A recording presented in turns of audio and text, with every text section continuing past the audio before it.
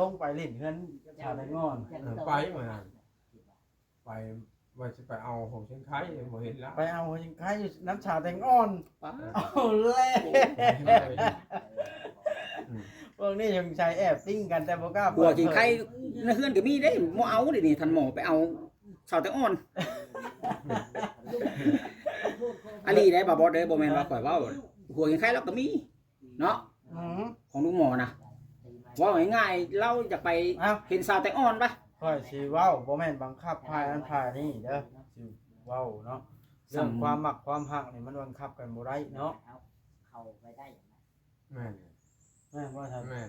แต่ว่า ซ้ำจะโคตรลุงตาไป สิให้เว้าว่ามักบ่เฮาก็เว้าเต็มปากบ่ได้เนาะแม่นบ่ลุงหมอ แม่น อย่างเดี๋ยวนี้สถานะมันบ่ทันชัดเจนปานใดหันนะ บางทีเฮาว่ามาเพิ่นบ่มาเฮาบัด แม่นบ่ชาแตงอ่อน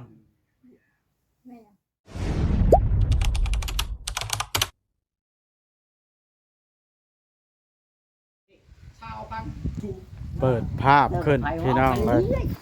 อยู่เพื่อนลุงหมอตอนนี้ก็ได้สิมาคุยราคาเรื่องเฮ็ดคอกไก่ให้ท่านหมอว่าสิถึกสิแพงซำใดก็ได้เอาบ่าวจ้อยขอสิถืออันนี้ให้ถือกล้องเจ้าให้เอา เหมือนคอยยังไม่ได้ไป เอาสบายดีนะแม่ซะ สบายดี มันขอถือให้ ถือให้เนี่ยเลยคอยปานนั้นก่อน ให้บ่าวจ้อยไปคุยราคาพี่น้องเลยเอาอันเด้นัดสร้างมาแล้วเอาสบายดีเด้อสร้างเด้อเบิดทุกคนเอาสร้างว่าพร้อมบ่เด้อนี่พอสาวจอกพร้อมบ่ว่าอันนี้ว่าพระเอกตัวจริงหมู่มาเฮ็ดให้นะสบายดีเฮ็ดซำมันแม่งอันหามผี กงก้อยเฮ็ดซำมันคนอีสานสิฮู้จักอยู่ดอกเนาะแมงนั่นน่ะมันเป็นกงก้อยนะคนบ่พีเด้ แม่ยังอ่ะนะ จักแล้วเขาเอิ้นว่าแมงพาเปียบ่บางคน แม่กระดามพีแม่ เออ แม่ข้ามพีบ้านเขาน่ะแม่ลายตีนนั่นบ่ โอ้สบายดี แมงยังเจ้าเอิ้นน่ะ แม่ข้ามพี บ่แม่นบ่แมงหามผีนะ บ่อันตัวใหญ่ แมงกระด้ามผีบ่บ้านเจ้าคือกันตัวยาวๆใหญ่ๆบางคนทอดกินเนาะจี้กินก็มี ไม้นี่มาตัวใหญ่นึงก็นี่เด้อเจ้านี่บ่ให้มาเนี่ย เจ้าจี้กินบ่จี้โลดนุ่มว่าไปจังใดมาจังใดคุมื้อนี่คือบ่เห็นหน้าเห็นหนวดแต่โดนแล้ว มาจะเรียกวัดเลยแวะมาลินนะเพิ่น แบบมาเล่นน้ำลุงหมอ ใช่ โอ้ลุงหมอบ่อึดแต่ผู้เขามาหาแล้วบ่คุมื้อนี่ ยังว่าเหงาเนาะหมู่เซล คือเข้าห้องแรกเลย ย่างออกมานี่เด้อเจ้าน่ะให้เฮ็ดบ่อนได้คอไก่นี่ ย่างขอย่างได้ดีปานนั้นอย่าให้บ่จ้อยพาไปถึงสาว นี่ลุงหมอเอ้ยแจนเอาจำแจนนี่เพราะว่าเฮาจังเข้าง่าย เพราะว่าจะเฮ็ด ไปเฮ็ดหยังอยู่พุ่น เฮ็ดว่างั้นแล้วทางแปลนบนเกลือบนหยังมันน่ะแค่นี้เอา นี่เจ้าเฮ็ดบ่อนนี่เกลือแล้วหน้าเฮือนตัวเองเลยนี่ นั่นก็ได้เฮ็ดนั่น เฮ็ดว่างนี่แล้วเอาประตูว่างน่ะเกลือแล้วเฮาเกลืออยู่นี้นี่หน้าเฮือนว่างมันแปลนอยู่แล้วนี่ นั่นก็ได้ ให้นุ่มรั้นน่ะกวาดเอาไม้มากวาดหินให้ออก อันนั้น แล้วเฮาก็เกลือบาดนี่ บ่ได้ค้านั่นใดดอกมันจะเฮ็ดอยู่ใส่ก็เฮ็ดก็เฮ็ดบ่ได้เนาะเฮ็ด เพราะว่า เอาเฮ็ด เจ้าของดินเพิ่นอนุญาตแล้วบ่ อนุญาตแล้วเฮ็ดรถบ่ค้าแล้วขอ พวกแนวลานตัวเองเนาะ เงินจานลานแป้งก็จักปีใดแล้วเขา จนแม่นหลายชั่วอายุลุงหมอนี่ยังบ่ได้มาปลุกซั่นน่ะมาเนาะ จักแหล่อาจารย์แล้ว ทำ ทำมาใช้ แต่ฮะได้ละเลยเรื่องละมาจอยมาได้ไหม บอลนี้นะ ตั้งกับบ่ดีอ่ะ ให้ไปพุ่นไปสร้างไปคุยกับเพิ่นอยู่พุ่นใช่นะตกลงกับเพิ่นอยู่พุ่นเด้อสร้างปื้อพี่น้องเอ้ย เพิ่นให้สร้างไปนำนี่พี่น้อง นุ่มว่านี่เฮ็ดงานหยังของมื้อนี่นุ่มว่า อยู่เถอะเขามาซอยเรียกวัด เอา เถอะกับดิดนะเพิ่นเด้ อ่า คือเพิ่นเข้าห้องแรก เด้มาแล้ว ยัง ไผ พูดไผมา ไผมาเอา บ้านบัดนี้หาแล้ว ช่างเป็นแท้บ้านนี่ หมอนี่สบายดีน้องแตกอ่อน เอามาห่มพี่ชาดังอนเอามาห่มพี่เอิ้นเอาลูกหมอ ฮอดเที่ยวน้องไปตอนมา สบายดีลุงหมอ เอิ้นเอาลูกหมอ ยังเอิ้นไผน่ะ มาทำมาพี่ สิปลายนี่ เอิ้นไผน่ะ ชาวแตงอ่อนเขามาเฮือนพี่ เขามานั่งอยู่เตียงนี่มันยังบ่ได้ ปักเอาพ่อ สบายดีสิเนี่ย สบายดี เถอะเอิ้นผู้สาว มาแตงอ่อนนี่มา เอาแล้ มัน ว เงามันบ่เงาแล้วนี่ เข้าแล้วว่าได้ลุงหมอ คือแปลกๆแท้ มีผู้สาวมาหาถึงบ้าน สิมีแห้งกว่าบ่จ้อย จะข้าไผชาแตงอน มากับชาจอกบ่โอ้เพิ่นมาเล่นเฮือนท่านหมอน้ำช่างเป็นได้เขามานั่งอยู่ไหนพี่ละแม่ มันเตะใหม่ อ่ะโอ้โตพี่น้องเอ้ยคือว่าเป็นแนวนั่นบาด เป็น เนี่ย ไม้จะล้ม เอาแต่งอ่อนคือสบายดี มึงแน่ ไปนี่นะ วันนี้เฮือนท่านหมอคือว่าคนมาหลายแท้เลย หมอว่าคนสิบโต๊ะ คนสิบ่ต้องจะสร้าง เหลือบ่เดี๋ยวจะ เอาแต่งอ่อนมาหาเลยหมอ เอาเขามานั่งอยู่ไหนพี่อันชาวแตงอนค่อยสินั่นนี่ อาจจะไปคุยกับเพิ่นเด้อไปถามชาติ ค่อยเขาไปนั่งเฮือนมึงนะลุงหมอเห็นผู้ชายมาหาแล้วนั่งบ่ติดเพิ่นนี่ อยู่บ่เป็นดีๆเฮ็ดจับเฮ็ดหยังก็บ่ถึงหัวใจก็เต้นแห้งนี่ อือ บ่ตีแหล่ ชาวแตงอนไปนั่งก่อนชาวแตงอนค่อยสิถามไปจังใดมาจังใดนี่ต่อ มานั่งอยู่เตียงพี่ ให้ไปนั่งอยู่ที่หยังบาทนี่ เสียก็ได้ นั่งหันก็ได้ นั่งไกลกันซ้ำคนซ้ำกันบัดนี่ อ๋อต่อตื่นเต้นแทนลุงหมอแท้นี่ ทางนั้นก็เงียบบัดนี้พี่น้องเอ้ย หล่อแฮงเนาะ แม่นแม่น คนนั้นได้จึงหล่อเหล่าก็ได้เลย ยิ่งเข้าบ่ยิ่งล่อ จอกไปตัวมาไปให้ สะจอกกับมาบ่ มาเลยแม่ อะไร เอามา มา ที่ เป็น พี่ กูให้คุณมาเป็นกูนะ โอ้ 2 เมตรคูณ ตั้งมาหาลุงหมอนี่บ่ถือว่า มาหาลิ้น หาลิ้น โดย เป็นคนลายอยู่นี่แล้วมาเล่นบ่ โดย แม่นบ่เนาะบ่แม่นขึ้นฮอดลุงหมอบ่นี่ พอแล้วมาลิ้น ต้องเอาลุงหมอมานั่งอยู่พี่ลุงหมอสิถามความเปิดใจนี่ คิด เบิ่งอยากตั้งให้นั่งไหม คิดฮอดกันโย่โอ้ยลมพี่น้องเอ้ยฝุ่นบัดนี้ฮะ ก่อยๆแล้วตื่นเต้นแทนแท้นี่ หัวใจเต้นตุบตับตุบตับ นั่งลงลุงหมอนั่งหันก็ได้เจ้านะ อันนั้นแท้นี่ นั่งนี่ก้นจะวางนี่นั่งลงบ่ต้องใกล้กันก็ได้ดอกเพราะว่าบ่ได้แต่งงานเนาะชาวแตงอนเอาถามเลยชาวแตงอน ถามอดีเด้ มักทานหมอบ่จังมาเนี่ย บ่แล้วบ่ได้มากว่ามาลิ้น คือมาซะ มาลิ้น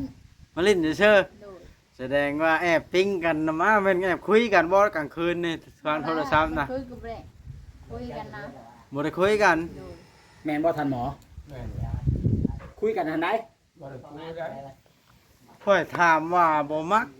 แล้วผัดมาลอยมาหากันเนาะ เจ้าถามว่าบ่มักไผอะนะ อ้าวทานท่านหมอก็ว่าบ่มักชาแตงอ่อนชาแตงอ่อนก็ว่าบ่มักทานหมอ ใส่ข่อยถามคือว่าก็มักทันแล้วว่ะ เว้าอีหลีบ่ได้ถามไผน่ะ ถามบ่จอย บ่ชาแตงอ่อน จะแล้วบ่ได้ว่าน้ำบ่จอย แต่เจ้า บ่จอย ท่านหมอยิ้มบ่คุบแล้วได้เดี๋ยว แน นี้ ว นะ นี้ใดคนสิมีความหักไผสิไปเว้าให้คนอื่นฮู้หลาย โอ้ยช่างเป็นกระเนาะนี่ค่อยละแม่นมือค่อยบ่มาก็แม่นลอยมาหากันเรื่อยน่ะมาเนาะ คนมักหักกันบ่าวบอสมันก็เลื่อยแล้วเว้าเนาะเจ้าก็ดี บ่ชาแตงอ่อน บ่ได้มากเลย ทางมาเล่นนะมาเล่นได้ ได้มาลิ้น ว่าค่อยสิเข้าไปนั่งน้ำก่อนเด้อ เว้าแบบนี้ เข้ามานั่งกลา ลุ ง งหม เล อย แล้วก็ ถอดเกิบก่อนเด้อ เศร้าแล้วว่าบ่มักเนาะ ครับเราบ่ เว้า ได้ว่า ง่าย กัน ก็ เนาะ มัก คน อยู่ในใจแต่บ่กล้าบอก คนบ่ได้เครียดได้สร้างกันไปมาหาสู้มาเล่นน้ำกันก็ได้เนาะ แม่นหักแต่แบ่งปันกันพี่น้องเอ้ย ลุงหมอนี่ ซอยเดี ดี ยว ใจ กัน ว่าชาแตงอ่อนมาเล่นน้ำนี่ ดีใจอยู่มากัน แม่นแต่ละมื้อมาเล่นน้ำกันแล้วมา หมอไหนเอามานี่เลยเห็น มาถึงมามื้อนี้แล้ว โอ้ เจ้าบ่ได้มาน่ะ มื้อนั้นได้จ้ะ นั่นก็บ่ได้มา มื้อนั้นข่อย มื้อนั้นคือเห็นอยู่ ท่านหมอลงไปเล่นเฮือนชาแตงอ่อน ไปเหมือนกันไปว่าจะไปเอาของเชียงไคเลยบ่เห็นแล้ว ไปเอายังใครอยู่น้ำชาแตงอ่อน ป๊า เอาแล้วโอ้ วกนี้ยังใช้แอบปิ้งกันแต่บ่กล้า หัวกินไข่ในเฮือนก็มีเด้บ่เอาเดี๋ยวนี้ท่านหมอไปเอาชาวแตงอ่อนอันนี้ได้บ่บอสเด้อบ่แม่นว่าข่อยเว้าหัวกินไข่เราก็มีเนาะ อืม ของลุงหมอนะว่าง่ายๆเราอยากไป เอ้า เห็นชาวแตงอ่อนปะ ค่อยสิเว้าบ่แม่นบังคับพายอันพายนี่เด้อสิเว้าเนาะเรื่องความมักความฮักนี่มันบังคับกันบ่ได้เนาะ เข้าไปได้ แม่น แม่นว่าท่าน แม่น แต่ว่า ซ้ำจะโคตรลุงตาไป สิให้เว้าว่ามักบ่เฮาก็เว้าเต็มปากบ่ได้เนาะแม่นบ่ลุงหมอ แม่นแล้ว อย่างเดี๋ยวนี้สถานะมันบ่ทันชัดเจนปานใดหันนะ บางทีเฮาว่ามักเพิ่นบ่มักเฮาบัด แม่นบ่สาแตงอ่อน แม่ ฮะ บ่มัก เพราะว่าคนมาลิ้นนั่นลุงหมอแล้วหรือว่าเห็นคนหลายแล้วมาลิ้นนั่นไม่ใช่บ่ แม่นี่คนหลายแล้วแม่นะ เออ นึกว่าไปหาหัวเดือหัวเดียใช่ดอก มันป้าหาหยังชาวจอกก็ไปบ่เป็นครับ มีอยู่บ่หัวเรือแถวนี้น้องแตงอ่อน บ่มีชูกันมวยไปหาเลยทวน มันบ่มีเนาะ ดู อึดบ่ดีว่าตั้งบ่มีเลยหัวเดือนะ มันอึด มัน คน อึด หาหลาย แม่ว่าคันสมมุติท่านหมอไปคอในครองจากล้านนี่ชาแตงอ่อน เอาแล้ จน ว ว่าแล้วยังบ่มัก ยังล้มกันอยู่ บ่ล้มก็ไปล้มนะ แสดงว่า บ่มัก ตั้งบ่มักจังดีเลยบ่ได้นี่นะ โดยบ่มักสิดีเลย แสดงว่าครับ บ่มักได้เราอ่ะนะ แสดงว่า บ่มักหน่อยได้ คันบ่มีคนมานี่ เนาะ เราก็บ่ได้มาเนาะ เนาะ น้องแตงอ่อนว่าบ่มักหน่อยเดี๋ยวนี้นะ บ่มัก เอ้าบ่ได้ว่ากันพี่น้อยคนบ่ได้เครียดบ่ได้ช่างกันไปลิ้ บ่ น อยู่ กัน น้องแตง ได้ อ่อนกับ เนาะ ลุงหมอ คือลุ พี่ ง น้อง หมอมื้อนั้น บ่ได้พ้อกันแต่โดนเลย ข่อยได้ยินชาวบ้านได้เว้าบ่ได้แม่นได้ข่อยมาถ่ายคลิปเราว่าไปลิ้นกันชาแตงอ่อนไปลิ้นน้ำไผเลยโอ้ยไปลิ้นน้ำแม่เรานี่แล้วแม่นบ่ตัวว่า เกิดไปลิ้นน้ำไผตกลงนะ ไปดินน้ำแม่แล้ว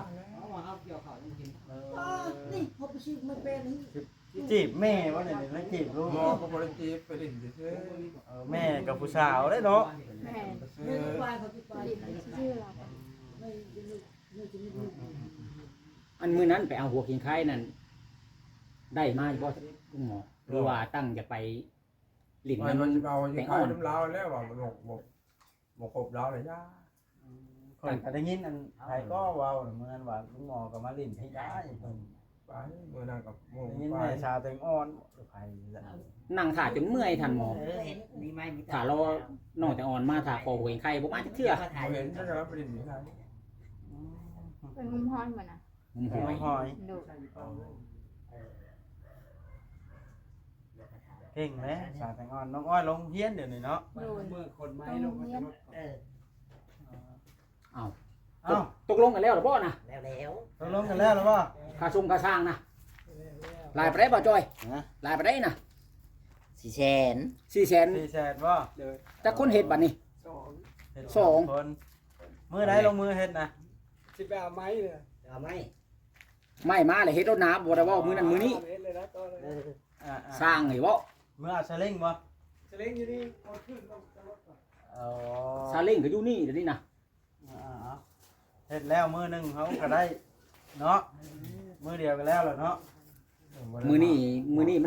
เขามีกินอยู่เขา มาให้หยัง เที่ยงใกล้เที่ยงแล้วมื้อนี้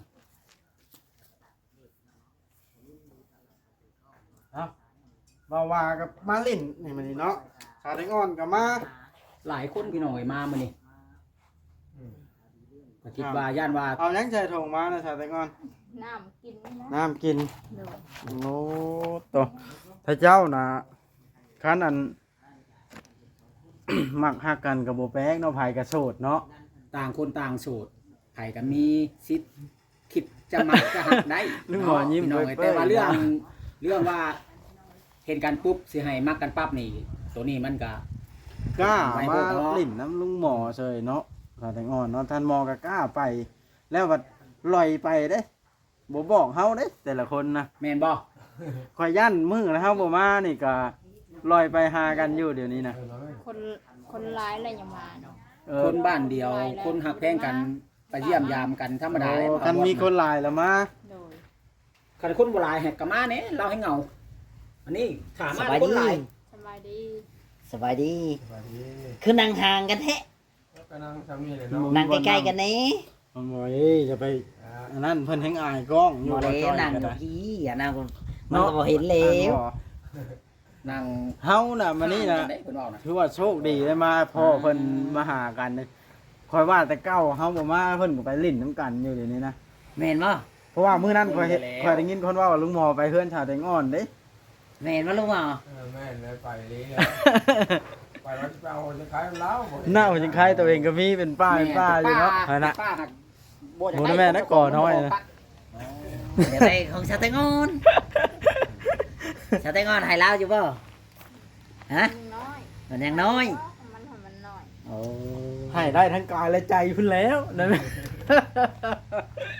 มื้อนี้ชาแตงอนมาหาท่านหมอยิ้มไปเปื้อยอีกอะ ผู้ใจก็เต้นแห้งเด้ ตัวว่าชื่อไปให้ไผอันนี้ชื่อว่าผ่านลุงหมอนี่บ่ เออ ให้ชาวแตงอ่อนครับมันลุงหมอเป็นยัง เออหอยเพิ่นนี่ มันก็ช่องก้อนหนึง เอากระชองก้อนน่ะแหล้ว บาวานี่ชาวบาวาก็มาหั่นน่ะ มาก็บ่มีเด้อมันหมดเท่านั้น อ๋อนี่แล้วจึง คันว่าจักว่ามาหลายแบบนี้บ่จ้อยซื้อมาเป็นถุงใหญ่ โอ้ยว่า ไว้ให้คนละอัน บาวานี่ให้เรากินร้อยเนาะ ให้คนละอันแล แม่นบ่ เจ้านับบางคนก็ได้บ่จ้อย เนาะ มั บาน วา มีจักอันให้คนละอันน่ะ ชาแตงอน ได้ขนมไข่มาต้อน ในขนมไก่ของต้อนทันหมอสาวแตงอนคนละอัน คนละก้อนใหญ่ อ๋อ อัน นี่ นี้ได้ ทัน แต่ หมอ ว่า อยากกินกับเขา ถ้าบ่ปันบาวาเนี่ยบ่ พันหวานๆจากกันหนึ่งเอามาว่า บอกยันก็บอกยัน ดันบอกไม่บอกดันเราไปเห็นพี่อยากแล้ว ร้านบ่ได้อยู่อ่าจ้ะ คือไปกิน สร้างเป็นอลีอันนี้เนาะทำแบบว่าบ่เห็นได้ข่อยมาเจ้าก็บ่ได้มาจักเทื่ออลีบ่ชาวแตงอ่อน โดยมันได้มาเลย มาจ่อไปชื่อได้มาซองชื่อได้ แบบว่าจักว่าอันจำเพาะช่วงหนึงชานหมอนอนในบ่ได้อันใช้เครื่องไหน เราแนมเห็นแล้วม้าน่ะ แน่เห็นได้ข่อยบ่ ใช่ไหม แม่นบ่ชาวแตงอ่อน โดย โมเมนต์นี้ไม่เห็นทันหมอบ่ แนมเห็นแล้วม้า ข่อย วันนี้มันบ่เห็นนะเราแนมเห็นแล้วม้า มาสู่ทันหมอคันว่าบ่มีคนนี่เจ้าอร่อยมากว่าจะเกิดแต่งอน มันได้มา บ่ได้มา บ่ได้มาติ มาหยังเรากับย่านชานหมอปั๊มเฮ็ดมีนะ ทันหมอก็สิไหวอยู่บ่นี่ โอ้ยสิไหวบ่สิไหวอยู่บ่นะความหมายบ่ บ่ จ้อย สิ แล้วไผสีไหว สิปั๊มเขาแต่งอนไหวอยู่บ่ ดูว่าจ้อยเนาะ บ่หยอกซื้อได้ชาแต่งอนนะอย่าให้ข่อยได้ ฮัลโหลเพิ่นผู้ชายมาหาพาอยู่บ่พื้นเนาะ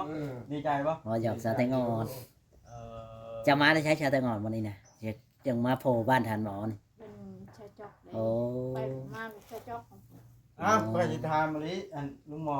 เอาได้บัตรนั่งตะหมอกตอกขาใช่ได้บัตรนี่ เป็นไดอันก็สิถามอย่าหาว่าลามกอย่างท่านอย่างที่ขอโทษขออภัยทาง FC ไปเด้ออันนี้ก็มันเป็นเรื่องทั่วโลกที่ควรฮู้เนาะ อย่าว่าแปดหลายฉะคันว่าได้หลายคนหูนะ เป็นไดนกเขาเจ้ายังขันอยู่บ่กรุ๊กตอน เศร้า เช้า ได้ ฮะ บอก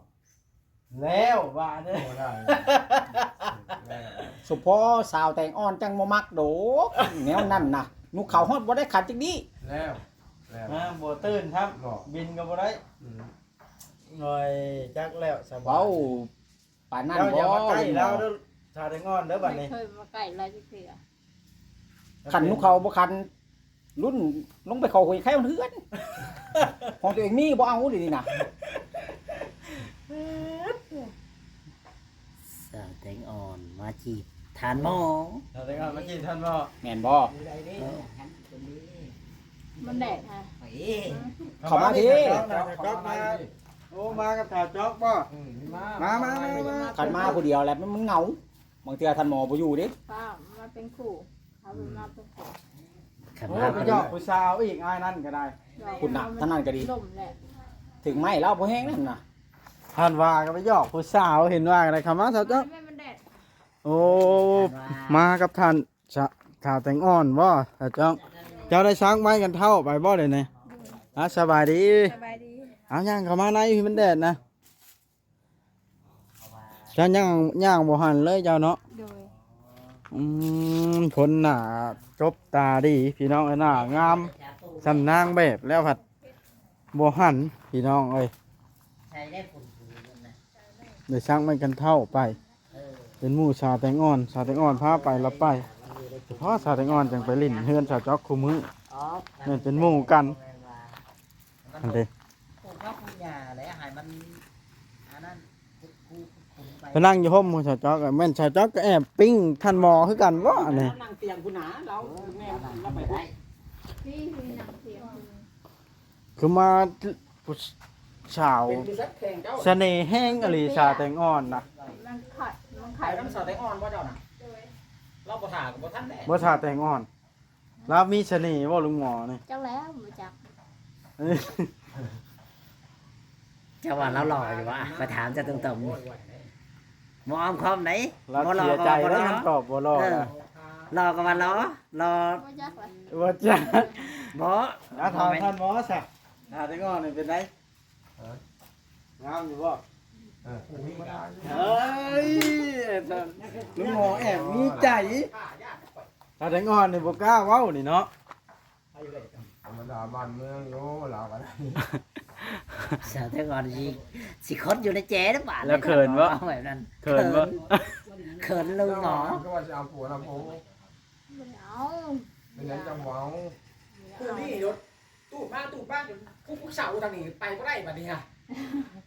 อ้าวเพื่อนหลังนี่เป็นเพื่อนจีบกันบ่เลยนั่นถ้าว่ามันกำน้องจอกบ่ ข่อยรถว่า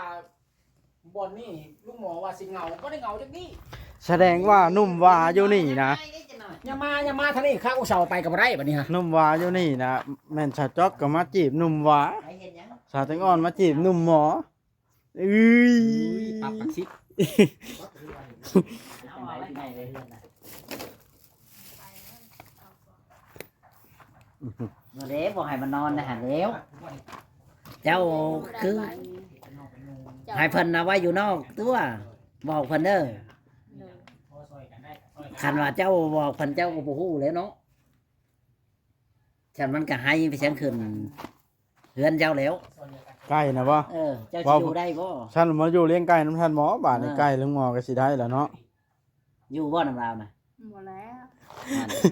รอตามถึงที่ถึงคลองก่อนเนาะ นี่นั่น อ่ะพี่น้องอาจสิได้จบคลิปลงซ้ำนี้สักก่อน